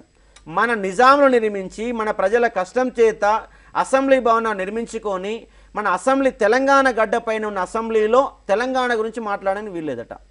ఇలాంటి యొక్క తెలంగాణ వాదాన్ని అణచివేసే ప్రయత్నంలో సీమాంధ్ర పాలకులు ఎన్నిసార్లు అవకాశం వస్తే అన్నిసార్లు ఉపయోగించుకునే ప్రయత్నం చేశారు. కాబట్టి ఇక్కడ తెలంగాణ పదాన్ని ఉచ్చరించడానికి వీల్లేదంటే ప్రణయ్ భాస్కర్ తెలంగాణ గడ్డపైన ఉన్నటువంటి తెలంగాణ అసెంబ్లీలో తెలంగాణ పదాన్ని ఉచ్చరించకపోతే మేమెందుకు ఎమ్మెల్యేగా ఉండేది? కాబట్టి ఇలాంటి అసెంబ్లీలో నేను ఉండడని చెప్పేసి తెలంగాణకు రాజీనామా చేసే ప్రయత్నం చేశాడు, ఎమ్మెల్యే పదవికి రాజీనామా చేసే ప్రయత్నం చేశాడు. కాబట్టి తెలంగాణ పదాన్ని ఉచ్చరించవద్దని చెప్పేసి ఒక రూలింగ్ ఇచ్చిన స్పీకర్ ఎవరంటే యనమల రామకృష్ణుడు, దాన్ని వ్యతిరేకించే ఒక ఎమ్మెల్యే ఎవరంటే ప్రణయ్ భాస్కర్. ఇలా ఆయన రాజీనామా చేసే ఒక ప్రయత్నం చేస్తే తెలంగాణ మేధావులు అనేవాళ్ళు, జయశంకర్ లాంటి వాళ్ళు, నీలాంటి వ్యక్తి అసెంబ్లీలో ఉండకపోతే తెలంగాణ గురించి మాట్లాడే వాళ్ళు ఇంకెవరు మిగిలిపోతారని చెప్పేసి ఆయన బుజ్జగించే ప్రయత్నం చేశారు. కాబట్టి తెలంగాణ వాదాన్ని ఉచ్చరించడానికి వీల్లేదన్న అసెంబ్లీలో నేడు 119 మంది ఎమ్మెల్యేలు 18 మంది మంత్రులు 119 ఎమ్మెల్యేలు 18 మంత్రులు ప్రతి పదంలో కూడా తెలంగాణని ఇలా ఉపయోగిస్తున్నారు. కాబట్టి తెలంగాణ రాష్ట్రం రాకముందు ఎలా ఉన్నది, తెలంగాణ రాష్ట్రం వచ్చినాక ఎంత తేడా ఉందో అభ్యర్థులు అనేవాళ్ళు గమనించవచ్చు. కాబట్టి వాళ్ళ అసెంబ్లీలో తెలంగాణ అనే పదం లేకుండా సింగిల్ సెంటెన్స్ కూడా పలకడానికి వీల్లేదు. ఇవాళ ఇంతెందుకు, తెలంగాణ అసెంబ్లీలో తెలంగాణ పైన పాట కూడా పాడాడు. తెలంగాణ దుమ్దాన్ని ఏర్పాటు చేసినటువంటి ఒక నాయకుడు, ఒక ఎమ్మెల్యేగా అయినటువంటి ఒక ఎమ్మెల్యే అయిన ఆయన తెలంగాణ పైన కూడా పాట పాడిన నేపథ్యాలు కూడా రసమయ్య బాలకృష్ణుడు పాట పాడిన సందర్భాలు కూడా మనకు కనబడతాయి. కాబట్టి ఒక తెలంగాణ రాష్ట్రం వచ్చినానికి రావడానికి ఎంత తేడా ఉందో అభ్యర్థులు అనే వాళ్ళు అర్థం చేసుకోవచ్చు. కాబట్టి ప్రణయ్ భాస్కర్ కారణంగా తెలంగాణ వాదాన్ని బలోపేతం చేసే ప్రయత్నం చేశాడు. దానితో పాటు మరొక చిన్న సంఘటన ఏమిటంటే 96లో సెంట్రల్ గవర్నమెంట్లో అధికారంలో ఉన్నటువంటి ఒక పార్టీ ఏమిటంటే యునైటెడ్ ఫ్రంట్ అనేది అధికారంలోకి వచ్చింది. 96లో అన్ని పార్టీల నేపథ్యంలో ఏర్పడినట్టు యునైటెడ్ ఫ్రంట్ అనేది అధికారంలోకి వస్తే దాని తరపున ప్రధానమంత్రి అయిన వ్యక్తి ఎవరంటే హెచ్డి దేవగౌడ. 1996 ఆగస్టు 15వ తారీఖు నాడు స్వాతంత్ర దినోత్సవం సందర్భంగా ఢిల్లీలోని ఎర్రకోట పై నుంచి మాట్లాడుతూ మా యొక్క ప్రభుత్వం తెలంగాణ మా యొక్క ప్రభుత్వం చిన్న రాష్ట్రాలకు అనుకూలంగా ఉంది, ఇమీడియట్గా ఉత్తరాంచల్ రాష్ట్రాన్ని మేము ఏర్పాటు చేస్తామని ఎర్రకోట నుంచి ప్రసంగించాడు. కాబట్టి చిన్న రాష్ట్రాలకు అనుకూలంగా ఉంటానని ప్రధానమంత్రి దేవగౌడ ప్రకటించడంతో తెలంగాణ వాదుల్లో కొత్త ఉత్సాహము నెలకొన్నది, కొత్త ఉత్సాహాన్ని కల్పించినది. ఈ నేపథ్యంలో హెచ్డి గౌడ్ దేవగౌడ యొక్క ప్రకటన నేపథ్యంలో 1996 అక్టోబర్ 27వ తారీఖు నాడు నిజామాబాదులో న్యాయవాదులు అనే వాళ్ళు స్పందించి మొట్టమొదటిసారి ఒక సదస్సును ఏర్పాటు చేశారు. ఇక్కడ హెచ్డి దేవగౌడ యొక్క ప్రకటన నేపథ్యంలో స్పందించిన న్యాయవాదులు ఎవరంటే నిజామాబాదు న్యాయవాదులు. తెలంగాణ అంశంపైన వారు చర్చించే ప్రయత్నం చేశారు. ఆ నేపథ్యంలో తెలంగాణ గురించి చర్చ జరిగింది, తెలంగాణ అన్యాయాల గురించి చర్చ జరిగింది. కాబట్టి చివరి దశ ఉద్యమంలో మొట్టమొదటి ఒక సభ ఏమిటంటే నిజామాబాదులో జరిగినటువంటి న్యాయవాదుల సదస్సు. కాబట్టి అభ్యర్థులు అనేవాళ్ళు గుర్తుపెట్టుకునే ప్రయత్నం చేయండి. దాంతోపాటు మరొక చిన్న అంశం ఏమిటంటే దీని ఆధ్వర్యంలో అంటే ఒక సదస్సు అయిపోయిన తర్వాత 1996 నవంబర్ 1వ తారీఖు నాడు తెలంగాణ ప్రజాసమితి ఆధ్వర్యంలో ఒక బ్లాక్ డేని జరపడం జరిగింది. ప్రతి నవంబర్ 1వ తారీఖు నాడు తెలంగాణ ప్రజాసమితి అవగాహన సదస్సు నిర్వహిస్తుంది తెలంగాణకు జరిగినటువంటి అన్యాయాల పైన. కాబట్టి 96 నవంబర్ 1వ తారీఖు నాడు వరంగల్ జిల్లాలోని మొగులయ్య హాల్లో ఒక అవగాహన సదస్సు నిర్వహించారు.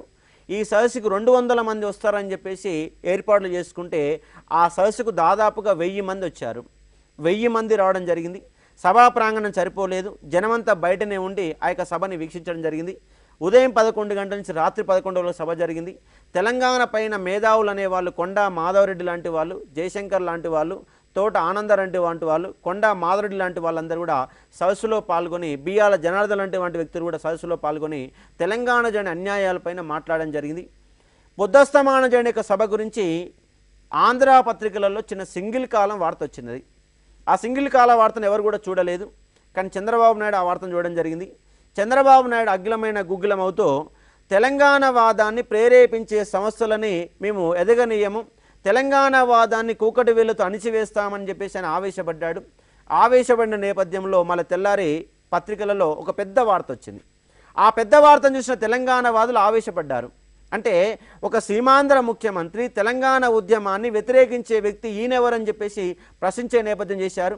కాబట్టి చంద్రబాబు నాయుడుకి వ్యతిరేకంగా తెలంగాణ మేధావి సంఘాలు అనే వాళ్ళు ఏకీకృతం కావడానికి ఈ యొక్క సదస్సు అనేది ఉపయోగపడింది.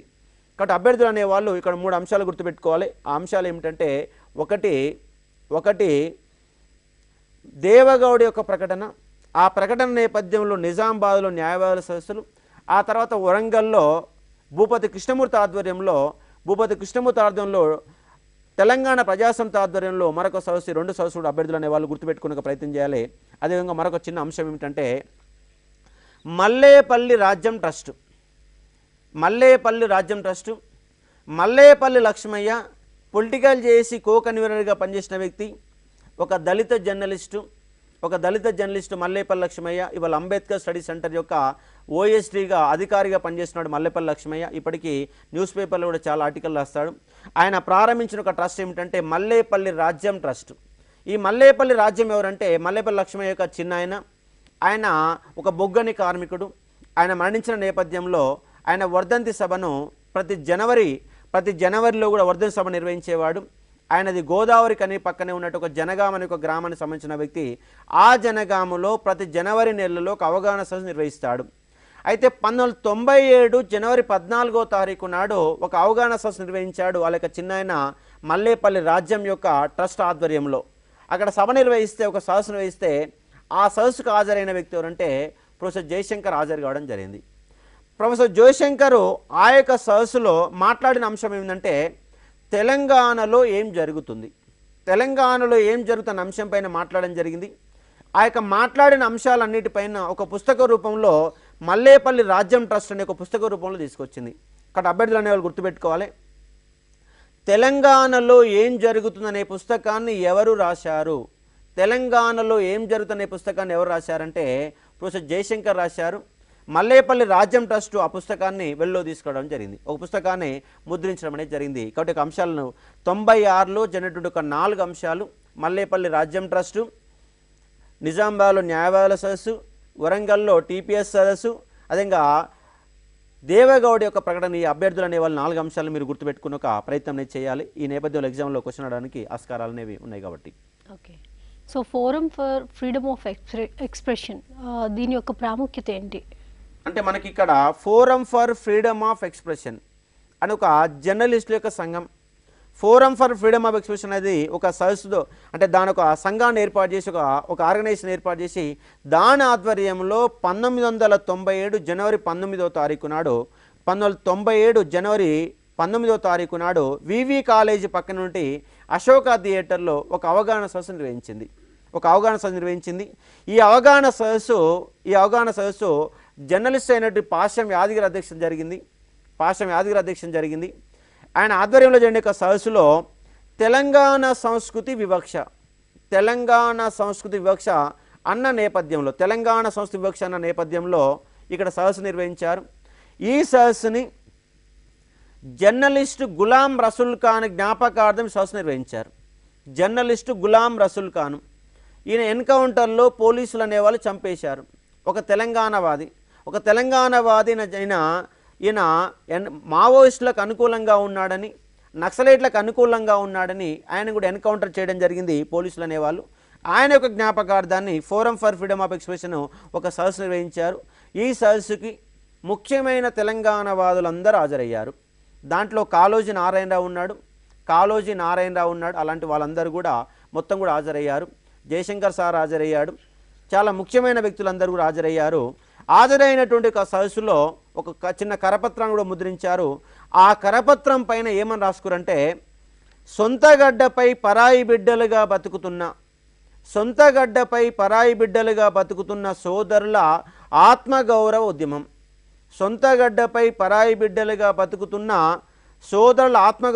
అని చెప్పేసి ఒక సదస్సు నిర్వహించడం జరిగింది. ఇక్కడ అభ్యర్థులు ఎగ్జామ్లో అడిగే క్వశ్చన్ ఏమిటంటే ఈ యొక్క సదస్సులో పాల్గొన్న గద్దరు అమ్మా తెలంగాణమా ఆకలి కేకల గానమా అనే ఒక మొట్టమొదటిసారిగా పాటని పాడడం జరిగింది. అమ్మా తెలంగాణమా ఆకలి కేకల గానమా అనే ఒక పాటను గద్దరు మొట్టమొదటిసారిగా ఏ సదస్సులో పాడడం జరిగిందని ఎగ్జామ్లో క్వశ్చన్ అడుగుతారు. అంటే అభ్యర్థులు అనే వాళ్ళ క్వశ్చన్ గుర్తుపెట్టుకోవాలి. అదేవిధంగా ఈ యొక్క సదస్సులో మల్లేపల్లి రాజ్యం ట్రస్ట్ ముద్రించినటువంటి తెలంగాణలో ఏం జరుగుతుందనే పుస్తకాన్ని కూడా విడుదల చేశారు. ప్రొఫెసర్ జయశంకర్ సార్ రాసినటువంటి తెలంగాణలో ఏం జరుగుతున్న పుస్తకాన్ని కూడా ఇదే సదస్సులో ఆవిష్కరించారు. దానితో పాటు మొట్టమొదటి ఒక తెలంగాణవాదిగా నిలిచిన వ్యక్తి గాదె ఇన్నారెడ్డి లేదా గాదె ఇన్నయ్య. ఆయన రాసిన పుస్తకము దగాపడ్డ తెలంగాణ అనే పుస్తకాన్ని రాసిన ఎవరంటే గాదె ఇన్నయ్య. ఆ పుస్తకాన్ని కూడా ఇదే సదస్సులో ఆవిష్కరించడం జరిగింది. కాబట్టి దగాపడ్డ తెలంగాణ పుస్తకాన్ని ఆవిష్కరించారు. తెలంగాణలో ఏం జరుగుతున్న అంశాన్ని పుస్తకాన్ని ఆవిష్కరించారు. అమ్మా తెలంగాణ ఆకలి కేకల గానం అనే పాటని గద్దరు పాడడం జరిగింది. ఇక్కడ అభ్యర్థులు అనేవాళ్ళు ఈ 3 అంశాలని గుర్తుపెట్టుకోగలిగితే ఎగ్జామ్లో మనకు ఒక పాయింట్ రావడానికి ఆస్కారం ఉంది. కాబట్టి అభ్యర్థులు గుర్తుపెట్టుకోవాలి. ఓకే. సో టీఆర్ఎస్ ఏర్పాటు కన్నా ముందు తెలంగాణ ఐక్యవేదిక ఉద్యమాన్ని ఎలా నడిపించిందంటారు? మనకు తెలంగాణ ఉద్యమాన్ని ఫైనల్ స్టేజ్ తీసుకుపోయింది ఎవరంటే టీఆర్ఎస్ పార్టీని. అంటే ఎవరు నమ్మినా నమ్మకపోయినా తెలంగాణ ఉద్యమాన్ని భుజస్కంధాలపై వేసుకొని నడిపిన ఒక పార్టీ వ్యవస్థ టీఆర్ఎస్ పార్టీ. మరి ఆ టీఆర్ఎస్ పార్టీ 2001 ఏప్రిల్ 27వ తారీఖు నాడు ఏర్పాటు కావడం జరిగింది. టీఆర్ఎస్ పార్టీ 2001 ఏప్రిల్ 27 తేదీ గుర్తుపెట్టుకోవాలి. అభ్యర్థుల ఎగ్జామ్లో క్వశ్చన్ రావడానికి ఆస్కారం ఉంది. కాబట్టి తెలంగాణ ఐక్యవేదిక టీఆర్ఎస్ పార్టీ ఏర్పడకంటే ముందు తెలంగాణ ఐక్యవేదికనే చాలా క్రియాశీలకమైన పాత్ర పోషించింది. 97లో జై తెలంగాణ పార్టీ ఏర్పడింది. 97లో జై తెలంగాణ పార్టీ ఏర్పాటు చేసింది పటోళ్ళ ఇంద్రారెడ్డి ఏర్పాటు చేశాడు. ఆయన మొట్టమొదటిసారిగా ఒక ఉద్యమ వేదికను ఏర్పాటు చేశారు. ఆ ఉద్యమ వేదిక సహకరించిన వాళ్ళు ప్రొఫెసర్ జయశంకర్ సహకరించాడు, కొండా మాధవరెడ్డి సహకరించాడు, కేశవరావు జాదవ్ సహకరించాడు. వీళ్ళందరూ సహకరించిన నేపథ్యంలో ఉద్యమ వేదిక బాగా పనిచేసినది. అలాంటి ఉద్యమ వేదికని రాజకీయ పార్టీగా మార్చాడు మన యొక్క పటోళ్ళ ఇంద్రారెడ్డి, ఇంద్రారెడ్డి. హోమ్ మినిస్టర్గా పనిచేసిన ఇంద్రారెడ్డి కూడా పనిచేసిన ఒక ఇంద్రారెడ్డి జై తెలంగాణ పార్టీని ఉద్యమ వేదికను పార్టీగా మార్చినప్పుడు మేధావుల యొక్క వాళ్ళు చెప్పినటువంటి ఒక మార్గాన్ని ఆయన అవలంబించకుండా కొత్త మార్గాన్ని అనుసరించే ప్రయత్నం చేశారు. మేధావుల మాటలు లెక్కబెట్టకుండా ఆయన వివరించే ప్రయత్నం చేస్తే మేధావులు అనేవాళ్ళు తెలంగాణ ఉద్యమ వేదిక నుంచి జై తెలంగాణ పార్టీ నుంచి తప్పుకొని వాళ్ళు ఏర్పాటు చేసిన ఒక సంస్థ ఏమిటంటే తెలంగాణ ఐక్యవేదిక. కాబట్టి సెంటర్ ఫర్ తెలంగాణ స్టడీస్ అనే వ్యవస్థను ఏర్పాటు చేసింది అంటే సెంటర్ ఫర్ తెలంగాణ స్టడీస్ని ఏర్పాటు చేసింది ప్రొఫెసర్ జయశంకర్ సార్ ఆధ్వర్యంలో ఏర్పాటు చేశారు. సెంటర్ ఫర్ తెలంగాణ స్టడీస్ ఏర్పాటు చేసి జయశంకర్ సార్ ఆధ్వర్యంలో 97లో ఏర్పాటు చేశారు. దీని ఆధ్వర్యంలోనే ఉస్మాన్ యూనివర్సిటీ లైబ్రరీలో ఒక అవగాహన సదస్సు పెట్టారు. ఈ అవగాహన సదస్సులో ప్రొఫెసర్లు అనే వాళ్ళు తమ వ్యాసాలను సమర్పించడం జరిగింది. ఆ నేపథ్యంలో చర్చకు వచ్చిన అంశం తెలంగాణ ఉద్యమాన్ని ఎవరికి వారుగా నిర్వహిస్తే కష్టమని చెప్పేసి ఒక ఐక్యవేదికను ఏర్పాటు చేస్తే బాగుంటుందని చెప్పేసి ఐక్యవేదికను ఏర్పాటు చేసి అన్ని సంఘాలను కలిపి ఉద్యమాన్ని నిర్వహిస్తే బాగుంటుందని చెప్పేసి తెలంగాణ ఐక్యవేదికని 1997 అక్టోబర్ 14వ తారీఖు నాడు ఏర్పాటు చేయడం జరిగింది. 97లో ఏర్పాటు చేశారు. హలో నమస్తే అండి, ఎవరు మాట్లాడుతున్నారు? అనురాగ్ జైరాబాద్ నుంచి మాట్లాడుతున్నాను మేడం. హలో, ఉన్నారా లైన్ లో? అనురాగ్ జైరాబాద్ నుంచి మాట్లాడుతున్నాను మేడం. ఓకే, కాల్ కట్ అయినట్టుంది, మీరు కంటిన్యూ చేయండి. లైన్ లో ఉన్నాను మేడం. అయితే మనకి ఐక్యవేదిక 97 అక్టోబర్లో ఏర్పాటు కావడం జరిగింది. ఈ ఐక్యవేదిక ఆధ్వర్యంలో తెలంగాణ ఉద్యమాన్ని 97 నుంచి 2001 వరకు తెలంగాణ ఉద్యమాన్ని ఒక నడిపే ప్రయత్నం చేసిన ఒక సంస్థ ఏమిటంటే తెలంగాణ ఐక్యవేదిక. ఈ తెలంగాణ ఐక్యవేదికలో దాదాపుగా ఒక 28 సంఘాలన్నీ కలిసి ఐక్యవేదికను ఏర్పాటు చేశాయి. దీంట్లో ఉన్న సంఘాలు తెలంగాణ మహాసభ, తెలంగాణ ప్రగతి వేదిక, తెలంగాణ లాయర్ల ఫోరము, తెలంగాణ ప్రజాసమితి, తెలంగాణ ప్రజా పరిషత్తు, తెలంగాణ విముక్తి మోర్చా, తెలంగాణ లిబరేషన్ స్టూడెంట్ ఆర్గనైజేషన్, ఇలాంటి సంస్థలన్నీ కలిపి 28 సంస్థలన్నీ కలిపేసి ఒక ఆర్గనైజింగ్ ఏర్పడ్డాయి, ఐక్యవేదిక ఏర్పడ్డాయి. ఈ ఐక్యవేదిక నడపడానికి ఒక 2 వ్యవస్థలను ఏర్పాటు చేశారు. ఒకటి ఆర్గనైజింగ్ కమిటీ, ఇంకోటి స్టీరింగ్ కమిటీ. ఈ ఆర్గనైజింగ్ కమిటీలో అన్ని రకాల సభ్యులు అనేవారికి అన్ని సంఘాలకు సభ్యత్వాన్ని కల్పిస్తే స్టీరింగ్ కమిటీని మాత్రం నడపడానికి 11 మంది సభ్యులను ఎన్నుకోవడం జరిగింది. స్టీరింగ్ కమిటీ అంటే స్టీరింగ్ అంటే మనకు డ్రైవింగ్ చేసే ఒక స్టీరింగ్ కాబట్టి స్టీరింగ్ అనేది ఎటు తిప్పితే అటు పోద్ది కాబట్టి ఒక స్టీరింగ్ కమిటీ తయారు చేశారు ఈ యొక్క ఐక్యవేదిక నడపడానికి. ఈ స్టీరింగ్ కమిటీలో కొత్తపల్లి జయశంకర్, కేశవరావు జాదవ్, రాపోలు ఆనంద భాస్కరు, అలాగే అదేవిధంగా భూపతి కృష్ణమూర్తి, నాగార మంజయ్య, అదేవిధంగా మనకు ఉన్నటువంటి బెల్లయ్య నాయక్ లాంటి వాళ్ళు ముఖ్యమైన వ్యక్తులందరూ కూడా స్టీరింగ్ కమిటీలో సభ్యులుగా ఉండి దీన్ని నడిపే ఒక ప్రయత్నం జరిగింది. అంటే 97 నుంచి 2001 వరకు ఉద్యమాన్ని నడిపిన ఒక వ్యవస్థ ఏమిటంటే తెలంగాణ ఐక్యవేదిక గుర్తుపెట్టుకోవాలి. తెలంగాణ ఐక్యవేదికనే 2001 సంవత్సరంలో 2000 సంవత్సరంలో చంద్రబాబు నాయుడు పెంచినటువంటి కరెంటు ఛార్జీలను వ్యతిరేకిస్తూ బహిరంగ లేఖ రాసినటువంటి కేసీఆర్ టీడీ పార్టీకి గుడ్ బై చెప్పే నేపథ్యంలో టీఆర్ఎస్ పార్టీని ఏర్పాటు చేసే నేపథ్యంలో తెలంగాణ ఉద్యమానికి ఒక నాయకుడు అనే ఒక వ్యక్తి అవసరమని చెప్పేసి మొట్టమొదటిసారిగా పీజేఆర్ని వాళ్ళు కోరడం జరిగింది. పీజేఆర్ తెలంగాణ ఉద్యమానికి ముందుకు రాకపోయేసరికి అలాంటి నేపథ్యంలో చంద్రబాబు నాయుడు వ్యతిరేకించిన కేసీఆర్ అయితే ఉద్యమాన్ని నడపగల శక్తి ఆయనకు ఉందని చెప్పేసి ఒక కేసీఆర్ని తెలంగాణ ఉద్యమం వైపు తీసుకొచ్చింది ఎవరంటే తెలంగాణ ఐక్యవేదిక. ప్రొఫెసర్ జయశంకర్ కావచ్చు, వి ప్రకాష్ కావచ్చు, ఇవాళ స్పీకర్గా ఉన్నట్టు సిరికొండ మధుసూనాచారి కావచ్చు, వీళ్ళందరూ కూడా తెలంగాణ ఐక్యవేదికలో సభ్యులుగా ఉండి తెలంగాణ ఉద్యమాన్ని ఒక నడిపే ప్రయత్నం చేయడంతో పాటు కేసీఆర్ని కూడా ఒక పార్టీని ఏర్పాటు చేసి తెలంగాణ ఉద్యమాన్ని నడిపిస్తే బాగుంటుందని చెప్పేసి ఆయన కూడా పార్టీ తీసుకోవడానికి ప్రయత్నం చేసే ఒక సంస్థ ఏమిటంటే తెలంగాణ ఐక్యవేదిక. కాబట్టి అభ్యర్థులు అనేవాళ్ళు గుర్తుపెట్టుకున్న ఒక ప్రయత్నమే చేయాలి. కాబట్టి తెలంగాణ ఐక్యవేదిక 97లో ఏర్పాటు కావడం జరిగింది. దాదాపుగా 28 సంఘాలు అనేవి దీంట్లో సభ్యత్వాన్ని కలిగిన సందర్భాలు ఉన్నాయి కాబట్టి అభ్యర్థులు అవగాహన చేసుకోవాలి. ఓకే, సో తెలంగాణ ఉద్యమంలో ఉద్యోగ సంఘాలు ముఖ్యంగా టీఎన్జిఓస్ ఎలాంటి పాత్ర పోషించాయి? మనకు తెలంగాణ ఉద్యమానంగానే చాలా సంఘాలు పనిచేసినాయి. దాంట్లో విద్యార్థి సంఘాలు పనిచేసినాయి, విద్యార్థులు ప్రముఖ పాత్ర పోషించారు, న్యాయవాదులు ప్రముఖ పాత్ర పోషించారు, అలాగే రాజకీయ పార్టీలు ప్రముఖ పాత్ర పోషించినాయి. అన్నిటికంటే ప్రధాన పాత్ర పోషించినవి ఏంటంటే ఉద్యోగ సంఘాలనే ప్రముఖ పాత్ర పోషించినాయి. ఉద్యోగ సంఘాలనే ప్రముఖ పాత్ర పోషించినాయి కాబట్టి అభ్యర్థులు అనేవాళ్ళు ఉద్యోగ సంఘాల పైన కూడా ఎగ్జామ్లో క్వశ్చన్ రావడానికి ఆస్కారం ఉంది కాబట్టి గుర్తుపెట్టుకోవాలి. Telangana NGOs union, Telangana non gazetted officers union, ఇది 1946లో 1946లో ఇది ఏర్పాటు కావడం జరిగింది. 1946లో టీఎన్జిఓ ఒక పేరు ఏమిటంటే ములాంజీ సంఘం. ములాంజీ సంఘం అనేది ఏర్పాటు కావడం జరిగింది. ఎప్పుడు 1946లో ఏర్పడింది. దాన్ని ఆ ములాంజీ సంఘము హైదరాబాద్ ఎన్జిఓగా మారింది. ములాంజీ సంఘం హైదరాబాద్ ఎన్జిఓనే 1964-65 సంవత్సరంలో మనకు కేఆర్ రామోస్ అనే వ్యక్తి టీఎన్జిఓ సంఘంగా మార్చారు. కాబట్టి 65-66 నుంచి ఇవాళ 2000 సంవత్సరం తర్వాత కూడా తెలంగాణ ఉద్యమాన్ని భుజస్కంధాలపై వేసుకుని నడిపిన ఒక వ్యవస్థ ఏమిటంటే టీఎన్జిఓ. కాబట్టి టీఎన్జిఓ అనేది 1946లో ఏర్పాటైతే 2006-7 సంవత్సరాలలో ఒక ఐక్యవేదిక మారి తెలంగాణ ఉద్యమాన్ని భుజస్కంధాలపై వేసుకుంది. కాబట్టి అభ్యర్థులు అనేవాళ్ళు గుర్తుపెట్టుకోవాలి. దీనికి 2002 నుంచి 2005 వరకు ఏ కృష్ణారెడ్డి, ఆ తర్వాత సుధాకర్ రెడ్డి, ఆ తర్వాత స్వామి గౌడు, ఆ తర్వాత దేవి ప్రసాద్, ప్రస్తుతము కె రవీందర్ రెడ్డి దీనికి నాయకుడిగా ఉన్నాడు, టీఎన్జిఓ నాయకుడిగా ఉన్నాడు. కాబట్టి మీరు అందరూ చూసిన అంశమే. స్వామిగౌడ్ తెలంగాణ ఉద్యమంలో ప్రముఖ పాత్ర పోషించాడు, ఉద్యమాన్ని నడిపించాడు. వాళ్ళ స్వామిగౌడు శాసన మండలి చైర్మన్ కూడా పనిచేస్తున్నాడు. కాబట్టి టీఎన్జిఓ ఆధ్వర్యంలో తెలంగాణ ఉద్యమాలు కూడా మొత్తం కూడా కొనసాగినాయి.